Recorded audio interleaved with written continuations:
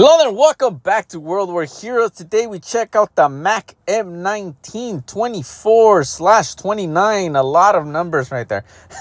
But good weapon to have. This weapon is good at a short distance, and it's okay at a mid-range distance, but once you get to long distance, it is not so good. So keep that in mind. Most machine guns aren't good at a distance anyways, but just keep that in mind when you are using these weapons. You want to use them at a close combat. There's the amount of resources that I used, all based on luck, so it just depends on how lucky you get.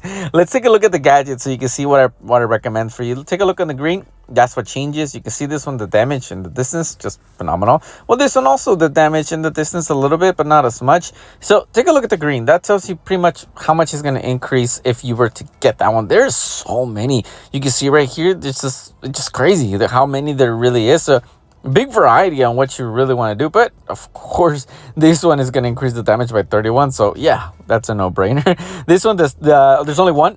And it decreases the dispersion and increases the distance. So that's ultimately going to help you out a lot, especially because we need it. This one they do the same thing. They increase the same amount. So it just depends on how much zoom you want. If you want two or either one. I think this one looks better. So for that reason, I'm going to choose that one. Take a look at the green as well. Right here, you can see what changes the dispersion. You know, this one increases the rate of fire.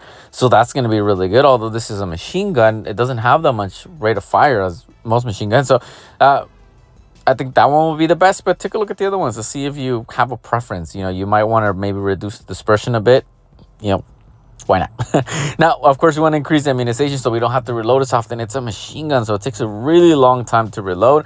The armor-piercing rounds, I say it all the time, I think those are the best ones. You could take a look at the other ones too if you like, but the armor-piercing rounds, I think those are the best one. It increases overall the damage and the rate of fire by a lot, so it only makes sense. Now, the camouflage does not change the performance of the weapon, although it makes it look cool. Some of these look pretty good. That one looks kind of crazy, but it looks cool. It looks kind of ancient, so I kind of like that one. But this one's cool too, but it looks, I don't know, it's steam coming out of it, like if it's from a shipwreck or a train. But I'm going to choose this one. Does not change the performance of the weapon, but it's just simply for the look. Neither does the trinkets, so it's up to you. If you want to choose one of those, you can, if you like. Now, of course, you're going to want to use the machine gunner. That's going to increase the overall machine gun damage, so that's really going to help you out. And the reload speed, as I mentioned, it takes a really long time.